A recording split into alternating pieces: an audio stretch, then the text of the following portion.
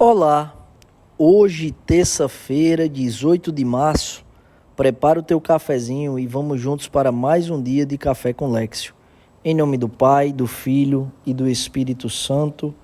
Amém. Vamos para o 9º e último dia da nossa novena de São José. Te convido agora, meu irmão, minha irmã, a apresentar a graça que você deseja alcançar por meio da novena de São José, a apresentar ao Senhor, apresentar a São José a graça ou as graças que você almeja alcançar por meio da novena. Porque não me lembro de até hoje lhe ter pedido alguma coisa que não me tenha concedido. Nem posso pensar sem admiração nas graças que Deus me tem concedido por sua intercessão e nos perigos de que me tem livrado, tanto para a alma como para o corpo. Parece-me que Deus concede aos outros santos a graça de nos auxiliar nesta ou naquela necessidade, mas sei por experiência própria que São José nos socorre em todas. Como se Nosso Senhor quisesse fazer-nos compreender que assim como Ele lhe era submisso na terra, porque estava no lugar de Pai e como tal era chamado, também no céu não pode recusar-lhe nada. 9º dia. São José, padroeiro dos moribundos. Ditoso São José, que morrendo nos braços de Jesus e Maria, partistes deste mundo ornado de virtudes e enriquecido de méritos. Assisti-me na hora suprema e decisiva da minha vida contra os ataques do poder infernal. Obtende-me a graça de morrer confortado com os santos sacramentos necessários para a minha salvação. Tende compaixão de todos os agonizantes, alcançando-lhes a graça da salvação por intermédio de Maria, vossa Santíssima Esposa. Amém. Rogai por nós, São José, chefe da Sagrada Família, para que sejamos dignos das promessas de Cristo. Oremos. Ó Deus, que por uma inefável providência vos dignastes escolher o bem-aventurado São José para esposo de vossa Mãe Santíssima. Concedei-nos que aquele mesmo que na terra veneramos como protetor, mereçamos tê-lo no céu por nosso intercessor.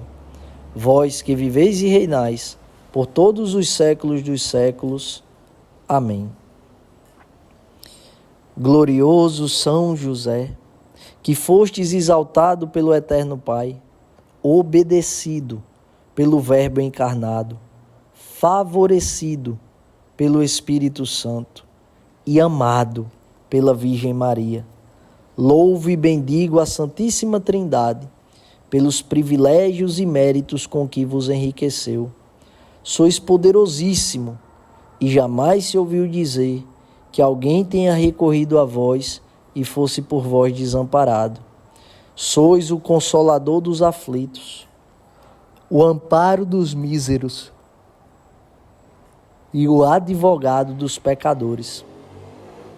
Acolhei, pois, com bondade paternal a quem vos invoca com filial confiança e alcançai-me as graças que vos peço nesta novena. Eu vos escolho por meu especial protetor. Sede, São José, depois de Jesus e Maria, minha consolação nesta terra, meu refúgio nas desgraças, meu guia nas incertezas, meu conforto nas tribulações, meu Pai solícito em todas as necessidades. Obtende-me finalmente, como coroa dos vossos favores, uma boa e santa morte, na graça de nosso Senhor. Amém. Glorioso São José, providenciai e intercedei por nós. Ave Maria, cheia de graça, o Senhor é convosco. Bendita sois vós entre as mulheres e bendito o fruto do vosso ventre, Jesus. Santa Maria, Mãe de Deus, rogai por nós, pecadores, agora e na hora de nossa morte. Amém. Nossa Senhora, medianeira de todas as graças, rogai por nós. Continuamos unidos, em nome do Pai, do Filho e do Espírito Santo. Amém. Primeira leitura de hoje, livro do profeta Isaías, capítulo 1, versículo 10. Pula para o 16 e vai até o 20. Ouvi a palavra do Senhor, magistrados de Sodoma, prestai ouvidos ao ensinamento do nosso Deus, povo de Gomorra. Lavai-vos, purificai-vos, tirai a maldade de vossas ações de minha frente, deixai de fazer o mal, aprendei a fazer o bem. Então veja a ordem que nosso Senhor nos dá na palavra de Deus, nas Sagradas Escrituras. Lavai-vos, purificai-vos. Ô meu irmão, minha irmã, o quanto a gente necessita de purificação. O quanto os nossos sentidos são contaminados por tudo que a gente viu ao longo da vida, por tudo que a gente ouviu ao longo da vida, por tudo que a gente permitiu que os nossos olhos enxergassem, quantidade de impurezas que a gente já teve contato, porque permitiu olhar, a quantidade de impurezas que entraram no nosso coração por meio dos nossos ouvidos, porque nós permitimos ao longo da vida ouvir, gostar de ouvir e sem perceber alimentar a impureza dentro do nosso coração. E Deus hoje nos ordena: lavai-vos, purificai-vos. A Quaresma é um momento de grande riqueza para a alma por causa disso, porque é um momento de parar para purificar-se. A mortificação, ela não é a mortificação da carne, a abstinência, o jejum. Ela não é o preceito pelo mero preceito. É um remédio, é um alimento que deixa a nossa alma um pouco mais saudável. Por quê? É momento de purificar a alma. E a purificação da alma, ela se dá pela purificação dos sentidos. Já escutamos tantas coisas que alimentaram a impureza dentro do nosso coração. Já vimos tanta coisa, já nos submetemos a viver tantas coisas que deixaram os nossos pensamentos, os nossos sentimentos, a nossa alma, o nosso coração impuro. Às vezes a gente está rezando, vem uma imagem na nossa cabeça. Às vezes a gente está fazendo alguma coisa, vem um pensamento impuro, né? E todos nós precisamos ser purificados, porque às vezes a gente não consegue falar o bem que a gente deve falar do outro, mas apressadamente a gente já faz o juízo de valor, já fala mal. Por quê? Por causa de todas as impurezas que existem dentro de nós ainda. E para começar a purificar a nossa alma, primeiro a gente precisa purificar os nossos sentidos. A gente foi se acostumando a ver e ouvir o que é feio.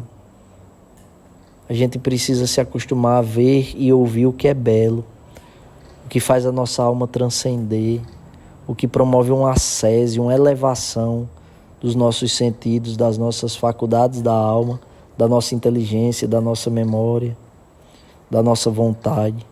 Uma elevação, uma ascese. A gente precisa dessa purificação. Nós precisamos ser purificados. E o Senhor continua: tirai a maldade das vossas ações da minha frente. Deixai de fazer o mal. É um apelo que o Senhor faz para mim e para você no dia de hoje, na segunda semana da Quaresma. Deixai de fazer o mal. Mas não é o mal escandaloso, o mal explícito, que talvez você não faça há muito tempo. Mas deixai de fazer o mal dentro de você. Deixai de fazer o mal no segredo da sua casa. Deixai de fazer o mal na descrição do seu trabalho. Olha, A gente vai ver no Evangelho.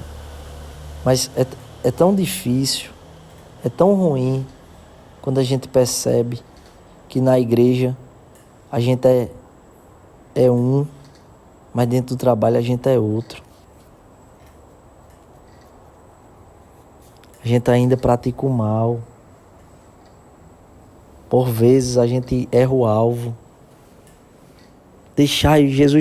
O Senhor está apelando, deixai de fazer o mal. Aprendei a fazer o bem. A todo momento, aprendei a fazer o bem a todo momento.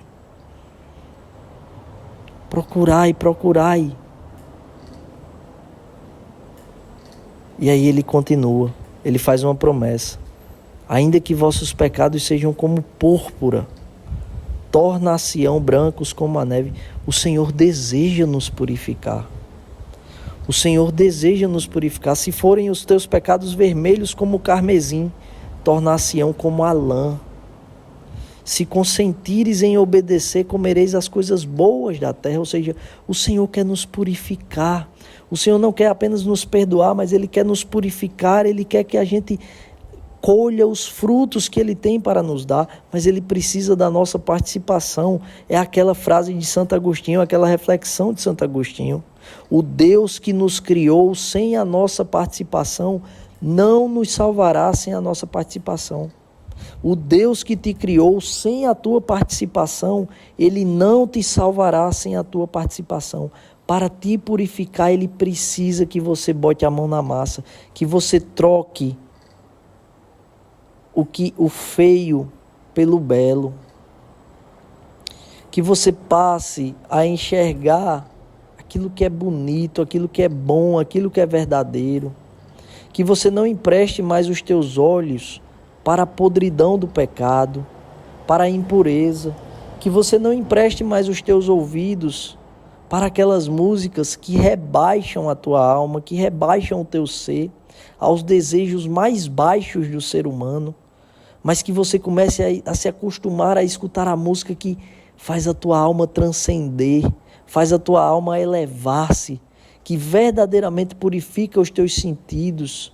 O que você escuta não é mais ruído, mas é uma bela harmonia que faz você pensar em Deus, uma bela harmonia que faz você suspirar, porque sabe que está ouvindo algo que é bom, belo e verdadeiro. Lavai-vos, purificai-vos. Deixai de fazer o mal, não só quando as pessoas estão olhando. Deixai de fazer o mal também quando está você sozinho ou com alguma pessoa que você aja de uma forma errada. Aprendei a fazer o bem, não somente quando as pessoas estão olhando, mas sobretudo quando você está só. Aprender a fazer o bem, sem esperar o reconhecimento. Aprender a fazer o bem quando você está na lida com aquela pessoa que você mais convive, que é mais difícil de você agir dessa forma. O evangelho de hoje está em Mateus capítulo 23, versículos de 1 a 12. Jesus fala às multidões e fala aos seus discípulos e diz: os mestres da lei e os fariseus têm autoridade para interpretar a lei de Moisés. Por isso deveis fazer e observar tudo o que eles dizem, mas não imiteis as suas ações. Jesus aqui, ele cria uma tensão entre ele e os mestres da lei e os fariseus, porque ele desmascara a hipocrisia deles. Não imiteis as suas ações, pois eles falam e não praticam. E aqui ele explica. Eles amarram pesados fardos e os colocam nos ombros dos outros, mas eles mesmos não estão dispostos a movê-los. E veja, quantas vezes, meu Deus do céu, meu Deus, quantas vezes eu e você não somente julgamos, não é o julgar apenas, mas a gente coloca um fardo na vida do outro, a gente julga e condena a conduta do outro, que se a gente fizer um exame de consciência sincero, demorado, se a gente auditar e investigar os pormenores da nossa vida, a gente vai perceber que aquilo que a gente reclama do outro é o mesmo erro que de um outro modo a gente comete. A gente tem pressa em amarrar os fardos pesados nos ombros dos outros, mas não estamos dispostos a sequer carregá-los. Não sejamos como os mestres da lei, como os fariseus. Que nós possamos pedir ao Espírito Santo a graça de sermos como Jesus,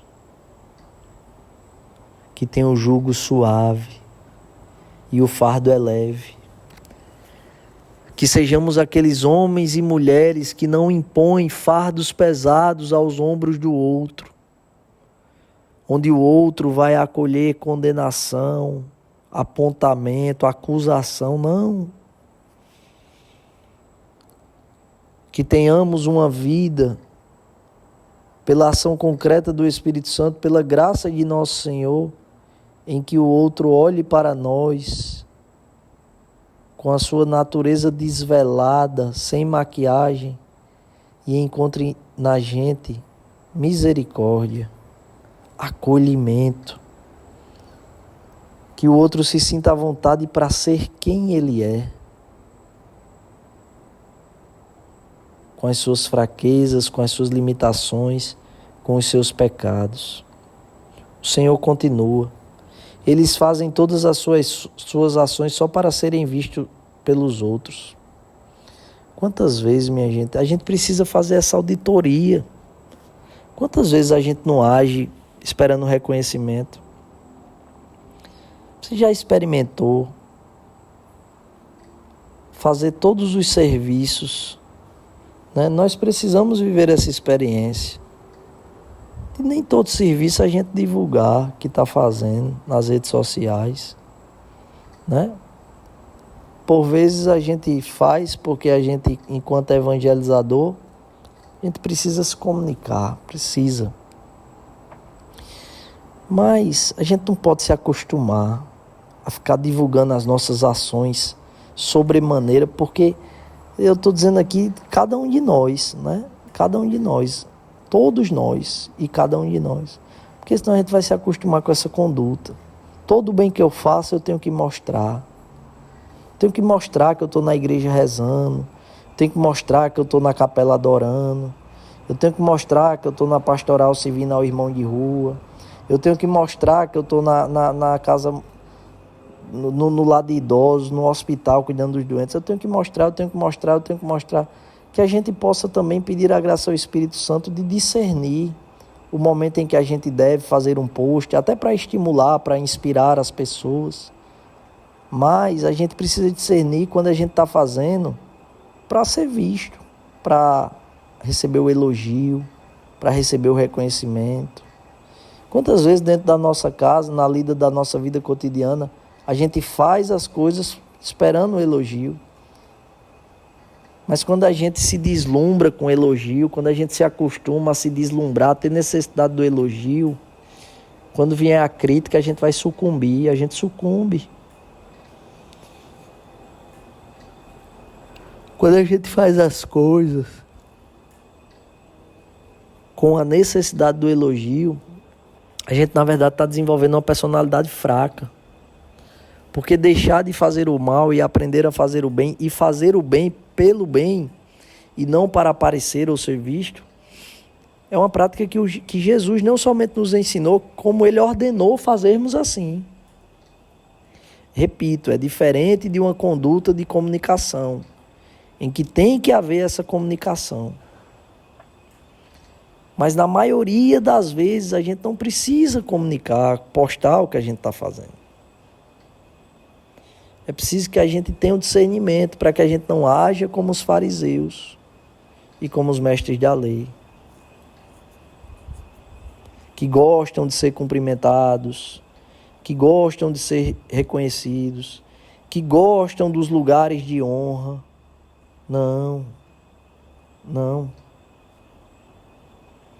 Jesus finaliza no versículo 11 e no versículo 12. Pelo contrário, o maior dentre vós deve ser aquele que vos serve. Então, que a nossa prioridade não seja aparecer, que a nossa prioridade seja servir, que a nossa prioridade, por graça de Deus, não seja o reconhecimento, mas que a nossa prioridade, por graça de Deus, seja o serviço. Que a nossa prioridade não seja o elogio, mas seja a certeza de que com aquele gesto concreto e escondido, a gente está dizendo: Jesus, eu te amo. E é por isso que a gente precisa ser purificado, ter a alma lavada. Porque Jesus termina dizendo: quem se exaltar será humilhado. E quem se humilhar, ou seja, se tornar humilde, será exaltado. Estamos encerrando a novena de São José. Um homem tão simples e tão humilde que a sua presença sequer foi notada pelos reis magos quando adentraram aquele estábulo para contemplar o menino Deus. Um homem tão simples e tão humilde que não tem uma palavra sua sequer nas Sagradas Escrituras, que não cobrou direitos, reconhecimento, serviu a vida inteira a sua esposa, a Santíssima Mãe de Deus e aquela criança divina que se tornou um homem adulto, 100% Deus, mas 100% homem, e esse 100% homem forjado, criado e educado por São José, que não se preocupou em ser reconhecido, em receber os lugares de honra, mas se ocupou de cumprir a sua missão, de ter culto ao dever, ao serviço. Façamos como ele, o imitemos. Que Deus nos abençoe e nos aprove a cada passo. Se vivo, vivo pela misericórdia do Senhor.